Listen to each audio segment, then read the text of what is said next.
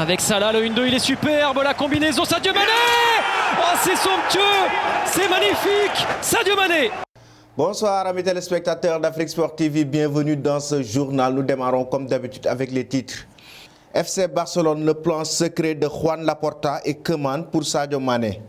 Le formidable geste de Moïse Kean à l'endroit des sans-abri en France. Le match Manchester United-Liverpool reporté à cause des incidents à Old Trafford. Ligue des champions qui se qualifiera en finale entre Manchester City et Paris Saint-Germain. Des experts donnent leurs avis dans cette édition. Dans la rubrique Que devient-il, nous vous proposons la vie d'après-carrière de Hamdi Moustapha Faye, ancien lion de la génération 2002. Tout à l'heure pour le développement.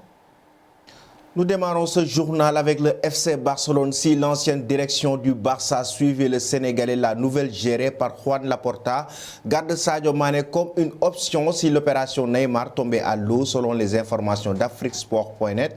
Le numéro 10 des restes entre parfaitement dans le plan de Koeman. Les deux hommes se connaissent très bien depuis Southampton et l'entraîneur néerlandais aime bien travailler avec le Lion de la Teranga. Suivons ce reportage avec Edouard Abetou. Ce n'est pas un secret, le FC Barcelone suit depuis quelques saisons le Sénégalais Sadio Mané. La star de Liverpool est aussi un fan du culé pour avoir supporté le club durant son enfance. Ronaldinho était l'un de mes héros et il a joué ici pendant de nombreuses années. Cette rencontre est d'autant plus spéciale pour moi car je vais jouer dans ce même stade où a triomphé mon idole. Quand j'étais jeune, je supportais le FC Barcelone, avait déclaré Sadio Mané en conférence de presse avant le choc en Ligue des Champions entre le Barça et Liverpool en 2019. Si l'ancienne direction du Barça suivait le Sénégalais, la nouvelle gérée par Juan Laporta garde Sadio Mané comme une option si l'opération Neymar tombait à l'eau. Selon les informations, le numéro 10 des Reds entre parfaitement dans le plan de Ronald Koeman. Les deux hommes se connaissent très bien depuis Southampton et l'entraîneur néerlandais aime bien travailler à nouveau avec le Lion de la Teranga. L'incertitude autour de l'avenir d'Ousmane Dembélé change tout. L'ailier français n'a toujours pas prolongé et le Barça pense sérieusement le vendre dès la prochaine fenêtre. Le cas de Philippe Coutinho serait déjà réglé avec l'accord trouvé avec Everton pour le transfert du Brésilien. Avec ces deux ventes, le club Blaugrana pourra financer la signature de Sadio Mané si Neymar prolonge finalement au PSG. Koeman veut Sadio Mané pour son projet. En cas d'un retour de Neymar dans la Catalogne, Ronald Koeman envisage d'utiliser le crack Ansu Fati comme numéro 9. Lionel Messi, qui serait plus ouvert à une prolongation, devrait rester au Barça. Antoine Griezmann aussi va rester au club. Le technicien néerlandais a donc besoin d'un ailier droitier. Messi, Griezmann et Dembélé sont tous des gauchers pour reprendre avec le 4-3-3 ancré dans l'ADN Blaugrana. Et pour cela, il demande Neymar en priorité. Si le Brésilien ne vient pas, Sadio Mané serait le plan B de Laporta et de Koeman. Le Sénégalais, qui connaît une saison très difficile à Anfield, pourrait être tenté de quitter Liverpool. Les Reds ne sont même pas sûrs de jouer la Ligue des Champions la saison prochaine et ça reste compliqué de garder des stars comme Sadio Mané et Mo Salah. Ce qui est sûr, Mané va bien réfléchir pour son avenir cet été. Les supporters du Barça valident Sadio Mané. Avant la pandémie, la chaîne française Canal+ a réalisé un micro-trottoir en Catalogne pour avoir la réaction des fans du Barça sur Sadio Mané. Généralement, les supporters culés aiment bien le Sénégalais et aimeraient un jour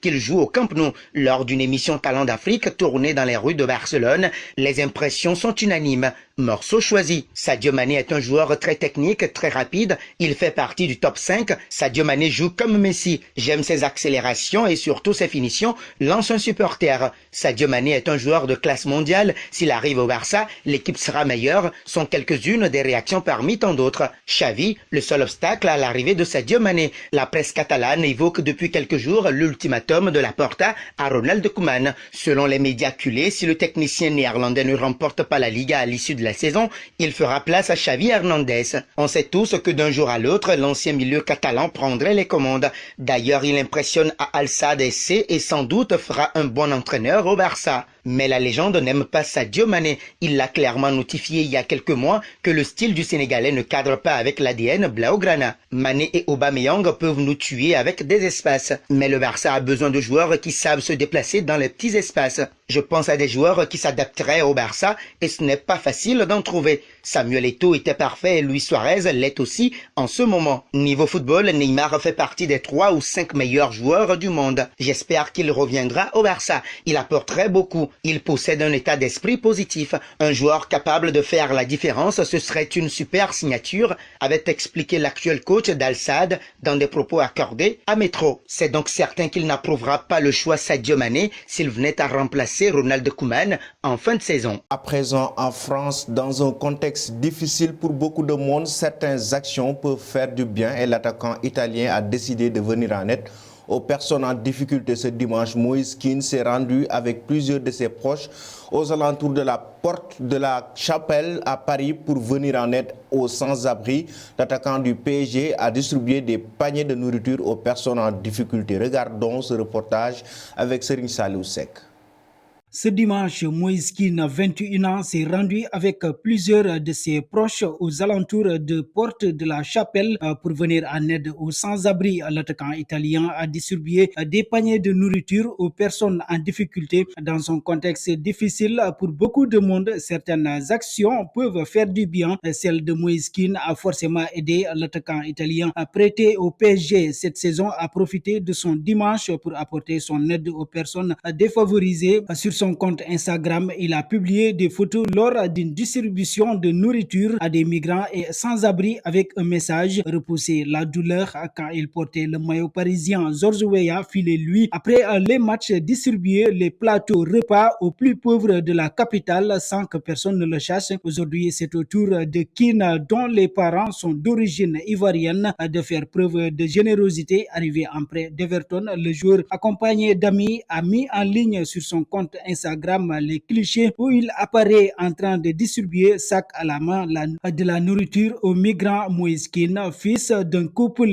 d'Ivoiriens émigrés dans le Piémont, est né le 28 février 2000 à Vercelli. Il arrive à Asti, ville d'environ 75 000 habitants, située à une soixantaine de kilomètres au sud-est de Turin. À l'âge de 5 ans, c'est sa mère qui l'a élevé, pour ainsi dire. Seuls les deux frères, après la séparation avec le père, sans argent mais avec des valeurs bien sûr, la fulgurante progression pour commencer. Première apparition en Série A et en Ligue des Champions à 6 ans, premier but en A à 17 ans, première sélection avec l'Italie à 18 ans, une progression qui se poursuit cette saison avec le PSG après une saison plus anonyme.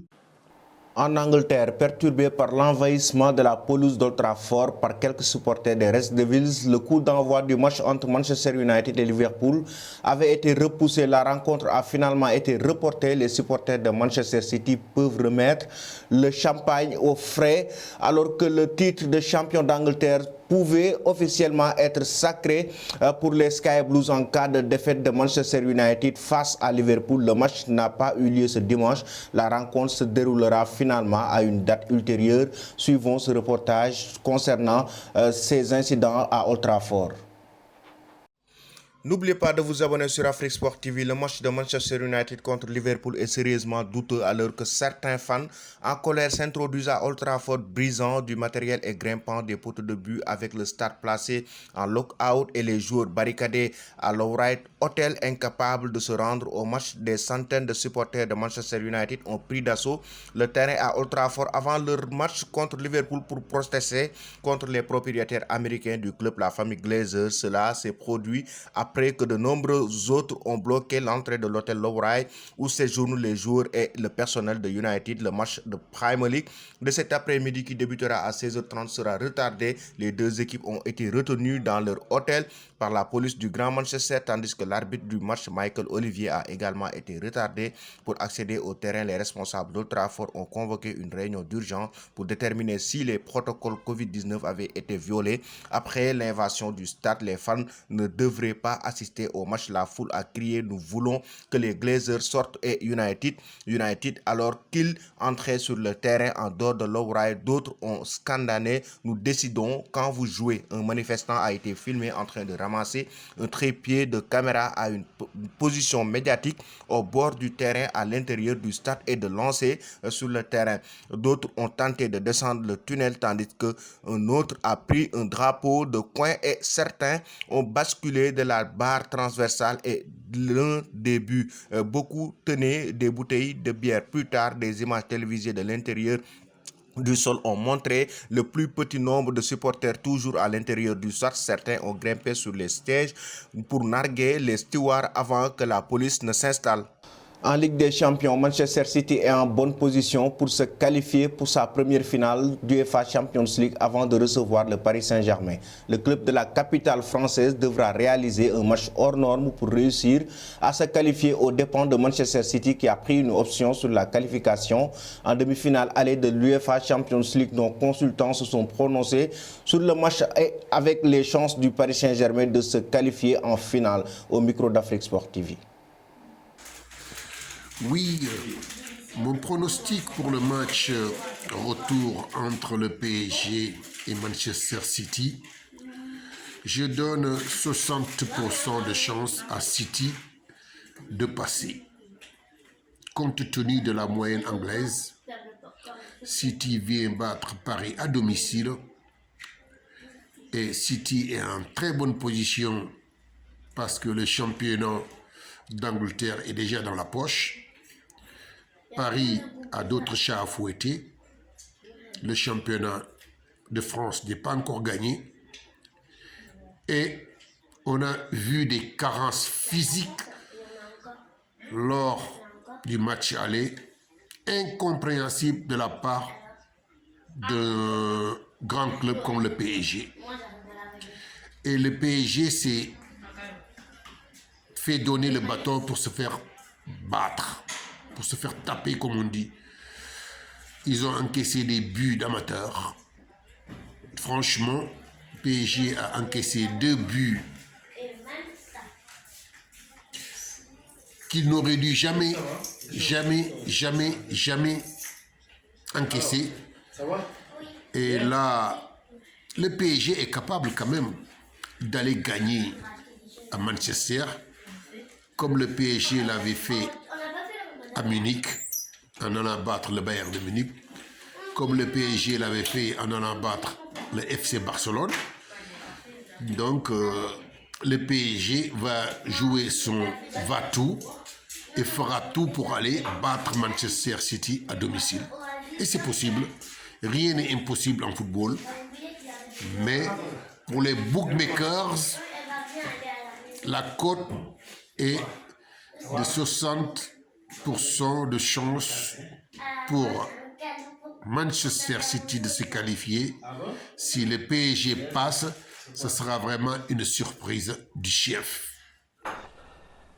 Sérénité et humilité, ce sont les maîtres mots de cette demi-finale. Retour entre Manchester City et Paris Saint-Germain. Sérénité parce que les Parisiens, malgré la défaite à domicile au Parc des Princes, on n'a jamais senti cette équipe du PSG là baisser la tête. Et ils sont sereins, ils dégagent une énergie positive. Même la presse française, qui est souvent très dure avec le PSG, garde espoir. Et les déclarations de la star brésilienne Neymar disant qu'il est prêt à mourir sur le terrain, ça s'en dit beaucoup sur l'état d'esprit des hommes de Mauricio Pochettino. Ils le savent, ça s'est joué sur des détails. Et la défaite de Busan entre deux hanches, comme l'a dit Guardiola, rappelant que lui, qu'il n'en était rien pour lui, qu'il n'était pas un génie, plus génie que Mauricio Pochettino, ça s'est joué sur des détails. Et ça, ils le savent, les Parisiens. Ils savent que cette année-là, ils étaient allés braquer le Bayern Munich à l'Allianz Arena. Ils étaient allés martyriser le FC Barcelone au Camp Nou cette année.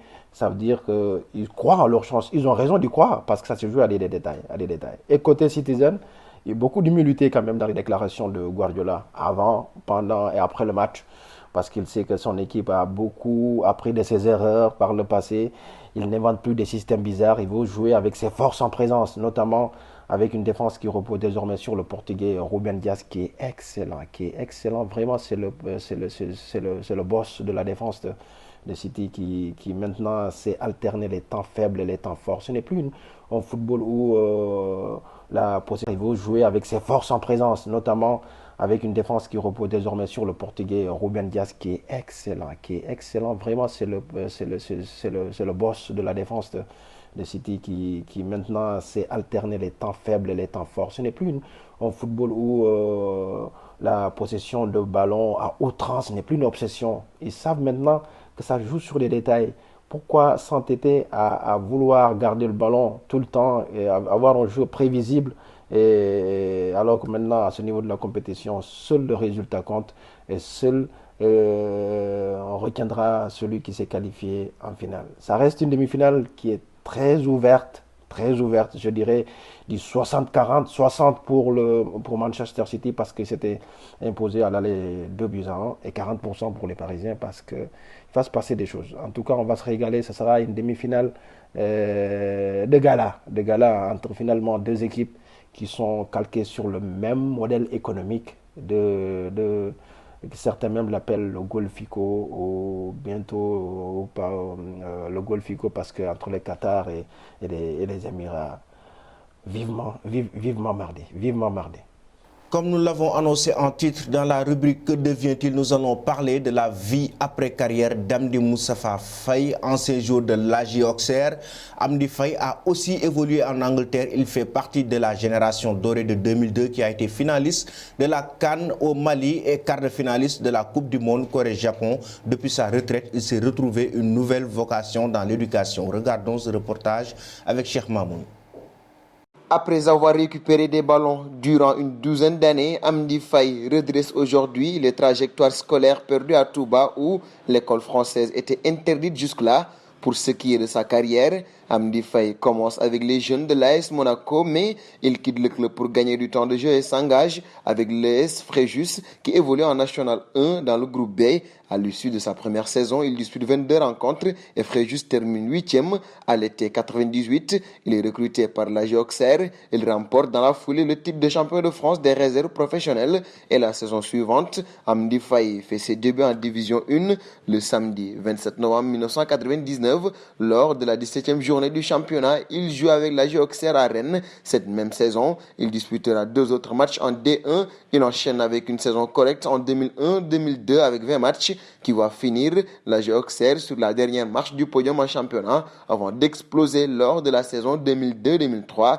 Les performances d'Amdi Faye attirent alors les clubs étrangers et il quitte Auxerre pour rejoindre l'Angleterre et Portsmouth. Freiné par une blessure, il s'en ira à Newcastle en janvier 2005, mais il ne reste qu'un an et demi chez les Magpies, puisqu'à l'été 2006, il s'engage avec Charlton. En 2007, il est prêté pour une saison aux Glasgow Rangers, où Amdi Faye ne jouera que 6 matchs en tout. Son retour à Charlton ne fut pas long, puisqu'à l'été 2008, il s'engage avec le club de Stoke City. Amdi Faye fait sa première apparition lors de la victoire de son club 3-2 face à Aston Villa. Cette saison-là, il jouera 21 matchs de championnat, mais lors de la saison 2009-2010, les blessures s'enchaînent et il ne participera qu'à un seul match. Avec les Lions de la Teranga, Amdi Faye atteint la finale de Coupe d'Afrique des Nations de football 2002. Il rentre à la 91e minute lors de la finale. Le Sénégal s'incline au tir au but et Faye manque le sien. Il est ensuite retenu par le sélectionneur Bruno Metsu pour participer à la Coupe du Monde de football 2002 organisée conjointement